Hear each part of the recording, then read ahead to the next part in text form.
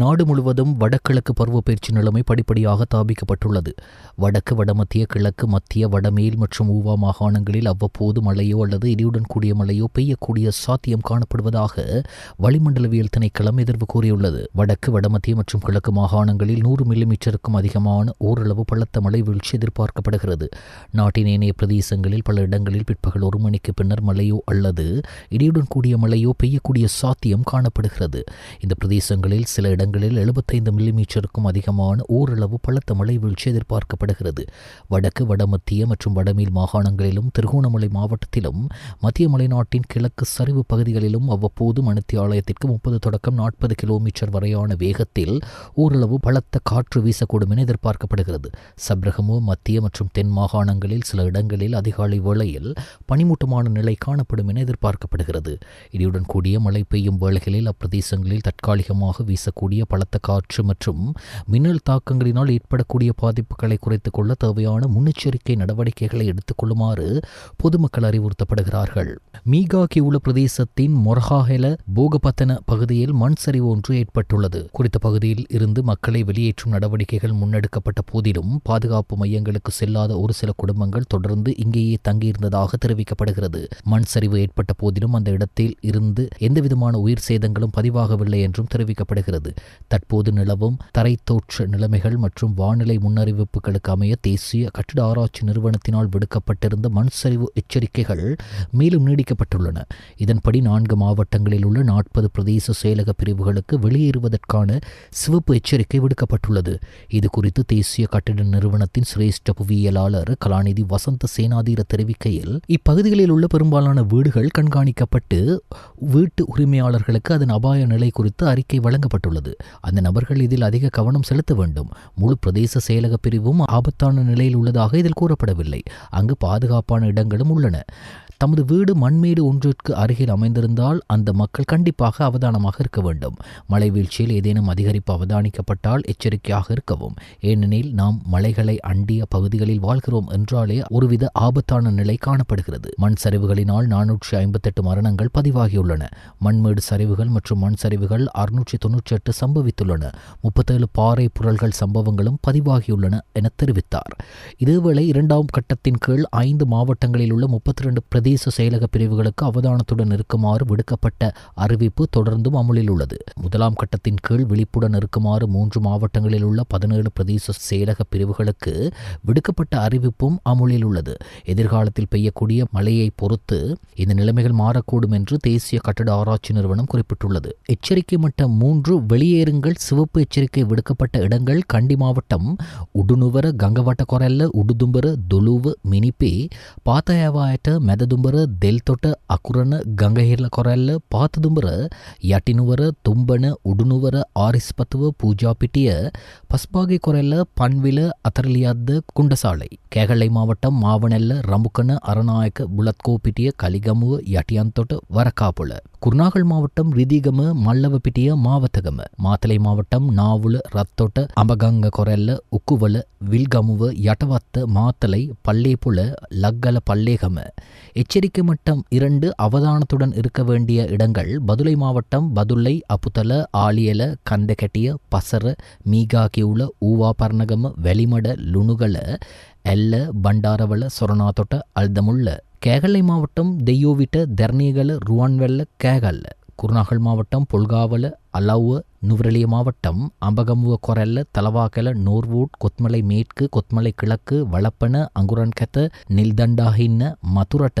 ரத்னபுரி மாவட்டம் காவத்த, கொடகாவெல, கொலன்ன. அதேபோன்று எச்சரிக்கை மட்டம் 1 விழிப்புடன் இருக்க வேண்டிய இடங்கள் கம்பகா மாவட்டம் அத்தனகல்ல, திவுளுப்பிட்டிய, மீரிகம. குருநாகல் மாவட்டம் நாரம்மல. ரத்னபுரி மாவட்டம் கிரியல்ல, ரத்னபுரி, ஏலியகுட, குருவிட்ட, எல்பாத்த, அயகம, பலங்கொட, கலவான, இம்புல்பே, நிவித்திகல, ஓப்பநாயக்க, பெல்மதுல்ல மற்றும் கல்தோட்டை. பொல்கொள்ள மாவெளி நீர்த்தேக்கத்தின் 3 வான்கதவுகள் திறக்கப்பட்டுள்ளதாகவும் இதனால் பொல்கொள்ள நீர்த்தேக்கத்தின் தாழ்நில பகுதிகளில் வசிப்பவர்கள் அவதானமாக இருக்குமாறும் கேட்டுக்கொள்ளப்படுகிறார்கள். நீர்த்தேக்க பிரதேசங்களில் மழை பெய்தாலும் நீர்மட்டங்களில் பெரிய பாதிப்பு இல்லை என்றும் சில நீர்த்தேக்கங்களின் வான்கதவுகள் திறக்கப்பட்டிருந்தாலும் வெள்ள அபாய எச்சரிக்கை அளவிற்கு அவை இல்லை என்றும் நீர்ப்பாசன ஆணையாளர் எல்.எஸ். சூரிய பண்டார தெரிவித்தார். நீர்மட்டம் இயல்பு நிலைக்கு திரும்பியதால் 21 ஆறுகளின் தாழ்நில பகுதிகளுக்கு விடுக்கப்பட்ட வெள்ள அபாய எச்சரிக்கைகள் திரும்ப பெறப்பட்டுள்ளன. அதன்படி மா ஓயா, திதரு ஓயா, மகாவலி ஆறு, பதிலு ஓயா கிளையாறு, கழுகங்கை குடாகங்கை கிளையாறு, ஜின்கங்கை, கலனிகங்கை, நில்வலாகங்கை, மெனிக்கங்கை, கொம்புக்கண் ஓயா, கல்லோயா, எடாவோயா, முத்தெனி ஆறு, மதுரு ஓயா, யான் ஓயா, மா ஓயா, கலா ஓயா, மல்வத்து ஓயா, மீ ஓயா, அத்தனகல் ஓயா ஆகிய ஆறுகளின் நீர்மட்டம் இயல்பு நிலைக்கு திரும்பியுள்ளன.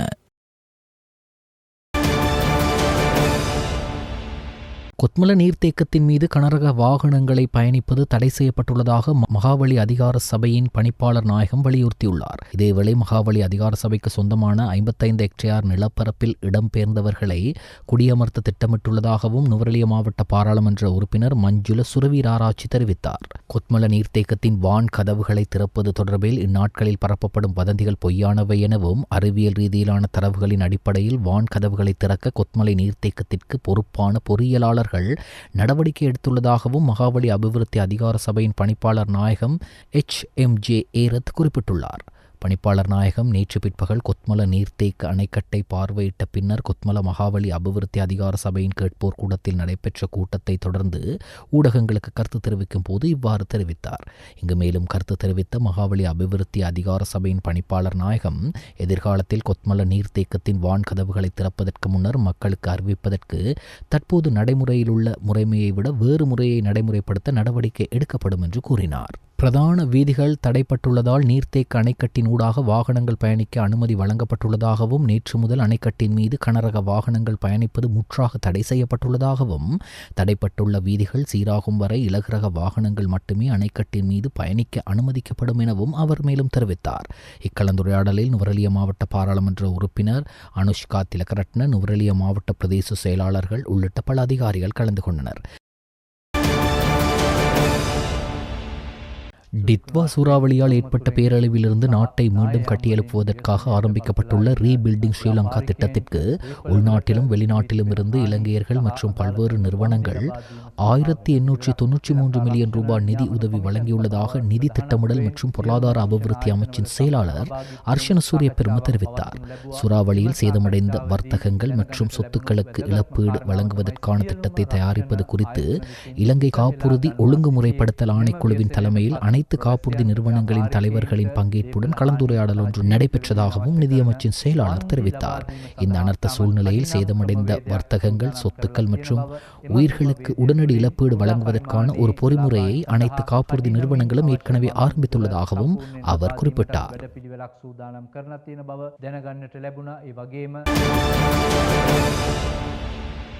2012 ஆண்டு கிரேக்க பிணைமுறி வழக்கிலிருந்து மத்திய வங்கியின் முன்னாள் ஆளுநர் அஜித் நிவாட் கப்ராலை விடுதலை செய்து கொழும்பு மேல் நீதிமன்றம் உத்தரவிட்டுள்ளது. அத்துடன் அந்த வழக்கின் ஏனைய 3 பிரதிவாதிகளையும் நிபந்தனையின்றி குற்றமற்றவர்கள் என விடுவிக்கவும் கொழும்பு மேல் நீதிமன்றம் உத்தரவிட்டுள்ளது.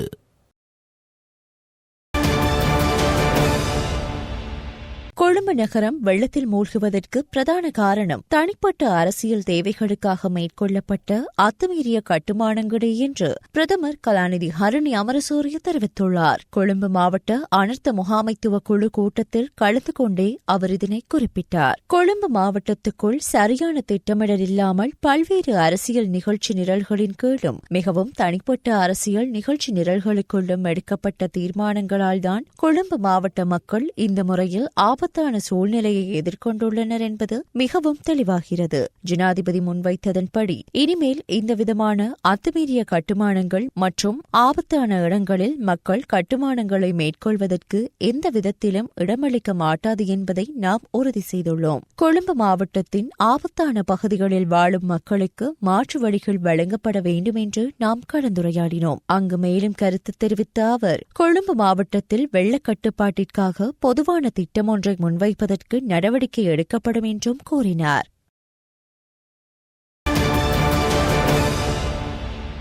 வெள்ளப்பெருக்குக்கு உள்ளாகக்கூடிய பிரதேசங்கள் குறித்து விசேட கவனத்தை செலுத்தி பேரழிவுக்கு பிந்தைய திட்டமிடல் மற்றும் புனரமைப்பு செயற்பாடுகள் பற்றி கலந்துரையாடுவதற்கான சந்திப்பொன்று பிரதமர் அலுவலகத்தில் நடைபெற்றது. பிரதமர் கலாநிதி ஹரணி அமரசூரியவின் தலைமையில் நடைபெற்ற இந்த கலந்துரையாடலில் ஐக்கிய நாடுகள் அபிவிருத்தி நிகழ்ச்சி திட்டம், உலக வங்கி மற்றும் ஐக்கிய நாடுகள் செயற்றற்ற சேவைகள் அலுவலகம் ஆகியவற்றின் பிரதிநிதிகள் பங்கேற்றனர். பேரழிவுக்கு பிந்தைய காலப்பகுதியில் தினசரி உரிய நேரத்தில் வினைத்திறன் மிக்க தீர்மானங்களை மேற்கொள்வதற்கு உதவும் வகையில் முறையான தகவல்களையும் தரவுகளையும் சேகரிப்பதன் தர்க்க ரீதியான முக்கியத்துவத்தை பிரதமர் இந்த கூட்டத்தில் வலியுறுத்தினார்.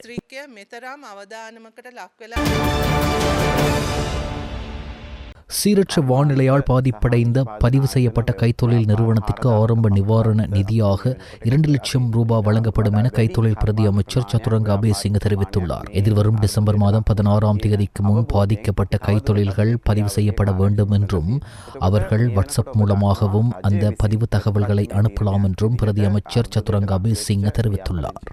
සෑම කර්මාන්තයකටම රුපියල් ලක්ෂ 2ක මූලික ආධාරයක් ලබා දීමට සූදානමින් සිටිනවා. ඉතින් අපි බලාපොරොත්තු වෙනවා ඒ ආධාරය මේ සතිය ඇතුළත ගෙවීම ආරම්භ කරන්න ප්‍රාදේශීය ලේකම් කාර්යාල හරහා. එතකොට මෙන්න මේ ක්‍රියාවලිය අමතරව ඔබගේ ආයතනයේ නැත්නම් ඔබගේ ව්‍යාපාරයේ භෞතික හානියක් වෙලා තියෙනවා නම් ඒ විශේෂයෙන්ම ගොඩනැගිලි හානියක් වෙලා තියෙනවා නම් ඒ හානිය ප්‍රතිපූර්ණය කරන්න මිලියන 5ක ප්‍රතිපාදනයක් මේ වෙනකොට වෙන් වෙලා තියෙනවා. මම ඉල්ලා සිටිනවා සෑම ව්‍යවසායකයෙක්ටම ලංකාවේ ඉන්න Tamanට මේ ගම් වතුරෙන් හානියක් වුණා නම් ඒ හානිය පිළිබඳ තොරතුරු කර්මාන්ත අමාත්‍යාංශයේ දත්ත පද්ධතියට එකතු කරන්න කියලා මේ සඳහා ඔබට කර්මාන්ත අමාත්‍යාංශයේ වෙබ් අඩවියට යන්න පුළුවන්. එහෙම නැත්නම් ඔබගේ ප්‍රාදේශීය ලේකම් කාර්යාලය මාර්ගයෙන් අපේ සංවර්ධන නිලධාරීන් IDB, NEDA, SED, NPS, EDB කියන නිලධාරීන් හරහා ලබා දෙන්න. එහෙම නැත්නම් ඔබට පුළුවන් අපේ හොට්ලයින් එකට කතා කරන්න. டித்வா சூறாவளி புயலால் பாதிக்கப்பட்ட மக்களுக்கு நிவாரணம் பெற்றுக் கொடுக்கும் நோக்கில் எதிர்க்கட்சித் தலைவர் சஜித் பிரேமதாச இலங்கைக்கான பங்களாதேஷ் உயர்ஸ்தானிகர் அந்தலிப் எலியாஸ் அவர்களை இன்று கொழும்பில் உள்ள எதிர்க்கட்சித் தலைவர் அலுவலகத்தில் சந்தித்தார். பங்களாதேஷுக்கும் இலங்கைக்கும் இடையிலான நீண்டகால பரஸ்பர நட்புறவை மேலும் மேம்படுத்திக் கொள்ளும் முகமாக இடம்பெற்ற இந்த சந்திப்பில் இலங்கை எதிர்கொண்ட சகல இக்கட்டான தருணங்களிலும் பங்களாதேஷ் நமது நாட்டோடு நெருக்கமாக செயற்பட்டமைக்கு ஒட்டுமொத்த இலங்கையர்களின் சார்பாகவும் எதிர்க்கட்சித் தலைவர் சஜித் பிரேமதாச இதன்போது தனது நன்றிகளை தெரிவித்துக் கொண்டார்.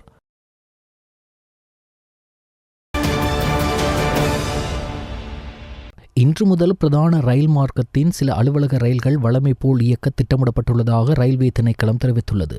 சமீபத்தில் நிலவிய மோசமான வானிலை காரணமாக அம்பேபுஸ்ஸ அலௌவ இடையே உள்ள புஜ்ஜமுவ ரயில் நிலையம் அருகில் அமைந்திருந்த ரயில் பாதையின் மதகு அருகில் பாயும் மாவுயா நோக்கிற்கு தள்ளப்பட்டு உடைந்தது. இதனால் ரயில் பாதையின் அடியில் சுமார் 45 அடி ஆழமான பள்ளம் உருவாகியிருந்தது.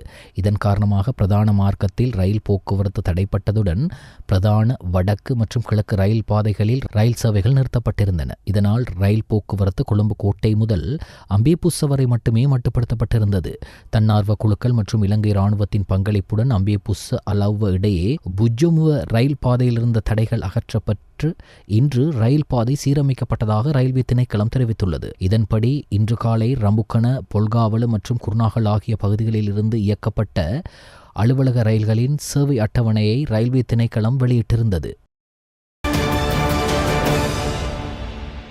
தமிழ்நாடு மாநில அரசின் சார்பில் இலங்கையில் டித்வா புயலினால் பாதிக்கப்பட்டவர்களுக்கு வழங்குவதற்கென அனுப்பப்பட்ட 700 மெட்ரிக் டன் நிவாரண உதவிப் பொருட்களை எடுத்து வந்த இந்திய கடற்படை போர்க்கப்பல் திருகோணமலை அஷ்ரப் துறைமுகத்தை வந்தடைந்தது.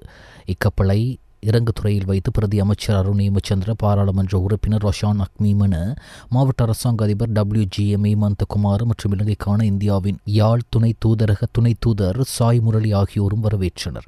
அதன் பின்பு உலர் உணவுப் பொருட்கள், ஆடைகள், குடிநீர் மற்றும் பொருட்கள் அடங்கிய 700 மெட்ரிக் டன் நிவாரணப் பொருட்கள் பிரதி அமைச்சர் அருண் ஹேமச்சந்திராவிடம் துணை தூதர் சாய் முரளியினால் உத்தியோகபூர்வமாக கையளிக்கப்பட்டது. இந்திய கடற்படையின் சாகர் பந்து நடவடிக்கை என பெயரிடப்படும் மனிதாபிமான உதவி நடவடிக்கை கடந்த 27ஆம் தேதி ஆரம்பிக்கப்பட்டு தொடர்ந்து இந்திய அரசினால் நடைமுறைப்படுத்தப்பட்டு வருவதாக துணை தூதர் சாய் முரளி ஊடகங்களுக்கு கூறினார்.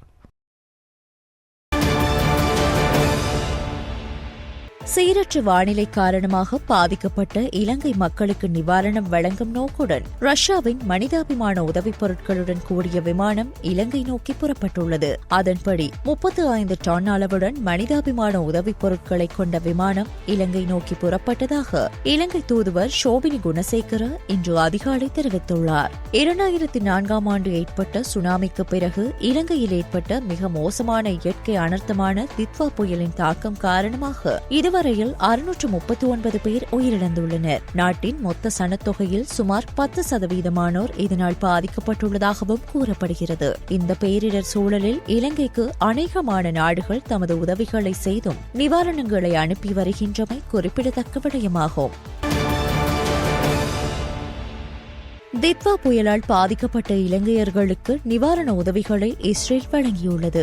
இந்த தருணத்தில் இலங்கையில் நடந்து வரும் தேசிய நிவாரண முயற்சிகளுக்கு ஆதரவளிக்கும் வகையில் இஸ்ரேல் அவசர மனிதாபிமான உதவிகளை வழங்குவதாக இந்தியாவில் உள்ள இஸ்ரேல் தூதரகம் தெரிவித்துள்ளது. நிவாரணப் பொருட்களில் மடிப்பு படுக்கைகள், முதலுதவி பெட்டிகள், அறுவை சிகிச்சை கையுறைகள், சுகாதார பெட்டிகள், நுழம்பு வலைகள், மின்வாங்கிகள், மலைக்கோட்டுகள், மெத்தைகள், தண்ணீர் தொட்டிகள், குழந்தை பாத்திர பொதிகள், சமையலறை பெட்டிகள், நீரில் மூழ்கக்கூடிய நீர் பம்புகள் மற்றும் கண்ணாடிகள் ஆகியவை அடங்கும் என்றும் இஸ்ரேலிய அரசாங்கம் தெரிவித்துள்ளது. இந்த உதவி இஸ்ரேலுக்கும் இலங்கைக்கும் இடையிலான நீண்டகால நட்பை பிரதிபலிப்பதாக அந்நாட்டு அரசாங்கம் குறிப்பிட்டுள்ளது. இந்த கடினமான நேரத்தில் இலங்கையின் மீட்பு முயற்சிகளுக்கு தொடர்ந்து ஆதரவளிக்க இஸ்ரேல் தயாராக உள்ளதாகவும் அந்த அரசாங்கம் தெரிவித்துள்ளது.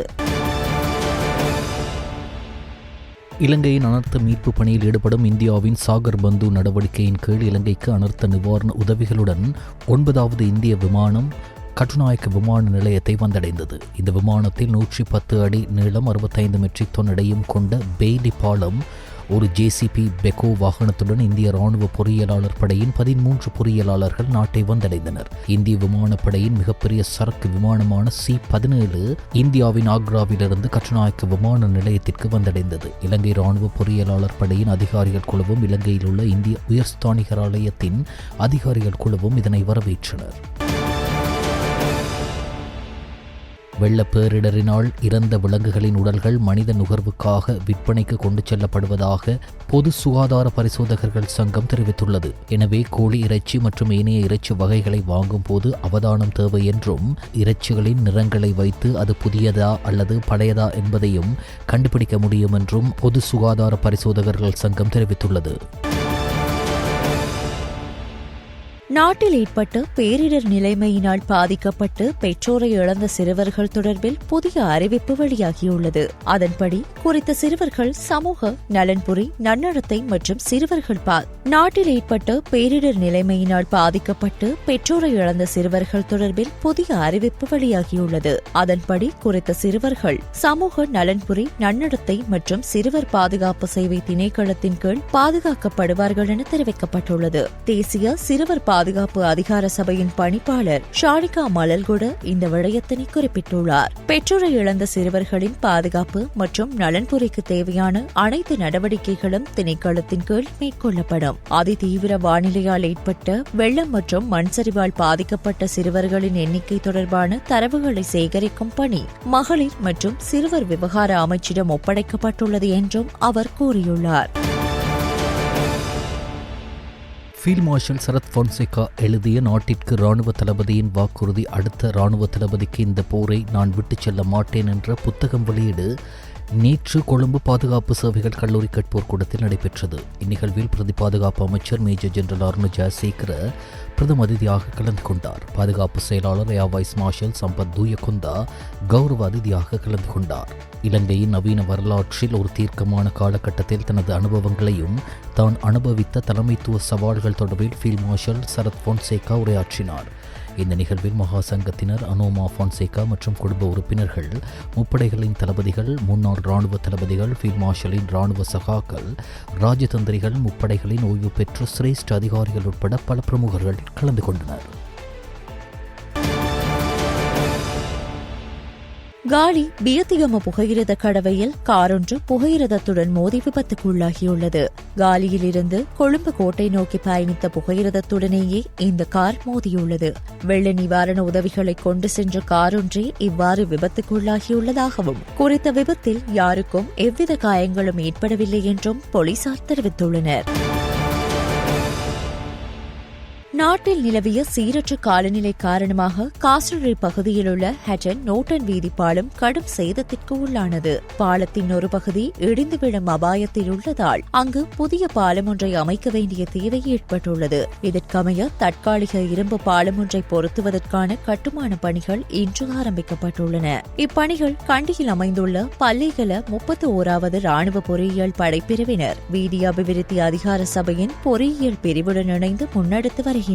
இப்பாலத்தின் கட்டுமான பணிகளுக்கு காசல்ரியை சுற்றியுள்ள தோட்ட தொழிலாளர்களின் பங்களிப்பும் பெறப்பட்டுள்ளது.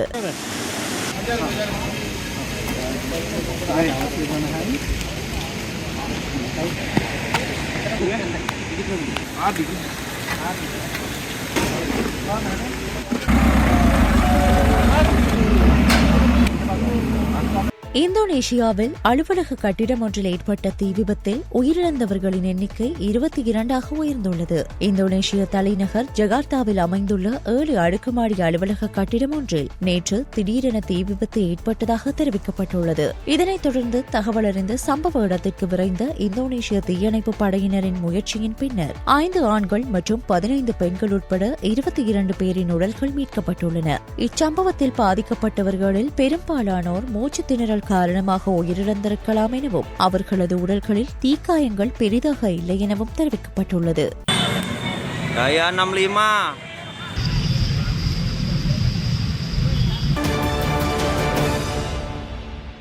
16 வயதிற்குட்பட்ட சிறுவர்கள் சமூக ஊடகங்களை பயன்படுத்த தடை விதித்த உலகின் முதல் நாடாக ஆஸ்திரேலியா பதிவாகியுள்ளது. குழந்தைகளின் மன மற்றும் உடல் நலத்தை பாதுகாக்கும் நோக்கில் கடந்த வருடம் இணையவழி பாதுகாப்பு திருத்தச் சட்டம் கொண்டுவரப்பட்டது. சமூக ஊடகங்களின் பயன்பாடு அதிகரிப்பதால் குழந்தைகளின் மனம் உடல் நலம் பாதிக்கப்படுவதாக ஆஸ்திரேலிய பிரதமர் ஆந்தோனி ஆல்பனீஸ் கவலை தெரிவித்திருந்தார். இந்த சட்டத்தின்படி 16 வயதிற்கு உட்பட்ட சிறுவர்கள் Facebook, Instagram, TikTok, X, YouTube, Snapchat போன்ற சமூக ஊடகங்களின் கணக்குகளை ஆரம்பிக்கவோ அல்லது பயன்படுத்தவோ முடியாது. ஆஸ்திரேலிய அரசாங்கம் சமூக ஊடக நிறுவனங்களுக்கு கடுமையான உத்தரவுகளையும் பிறப்பித்துள்ளது. 16 வயதிற்குட்பட்டவர்களின் சமூக ஊடக கணக்குகளை நீக்க டிக்டாக், எக்ஸ், மெட்டா ஆகிய நிறுவனங்களுக்கு உத்தரவிடப்பட்டுள்ளது. வடகரோலினாவின் வின்ஸ்டன் சேலத்தில் உள்ள நார்த் போசிட் உயர்நிலை பள்ளிக்குள் நேற்று ஒரு மாணவர் இறந்துள்ளார் மற்றும் இன்னொரு மாணவன் காயமடைந்துள்ளார். பள்ளி நேரத்தில் நடந்த இந்த சம்பவம் 2 மாணவர்களுக்கு இடையே நடந்த சண்டை என அதிகாரிகள் வகைப்படுத்தியுள்ளனர். 19 வயதிற்குட்பட்ட இளையோர் உலக கிண்ண போட்டி 2026ஆம் ஆண்டு ஜனவரி மாதம் 15ஆம் தேதி ஆரம்பமாக உள்ளது. 16 அணிகளை கொண்ட இந்த போட்டியில் முதலில் இந்தியா மற்றும் அமெரிக்க அணிகள் மோத உள்ளன. இம்முறை உலக கிண்ணத்துக்கு தகுதி பெற்ற 19 வயதிற்குட்பட்ட இளையோர் அணியின் பெயர் பட்டியல்கள் தற்போது வெளியிடப்பட்டுள்ளது. அதில் ஜப்பான் அணியும் இடம்பெற்றுள்ளமை குறிப்பிடத்தக்கது. அதிலும் சிறப்பம்சமாக 2020ஆம் ஆண்டுக்கு பின்னர் ஜப்பான் அணி மீண்டும் இம்முறை விளையாடுவதற்கு தகுதி பெற்றுள்ளது. அதேவேளை ஜப்பான் அணி இலங்கை அணியுடன் மோதவுள்ளதாகவும் அப்போட்டி ஜனவரி மாதம் 17ஆம் தேதி நடைபெறவுள்ளதாகவும் தெரிவிக்கப்பட்டுள்ளது.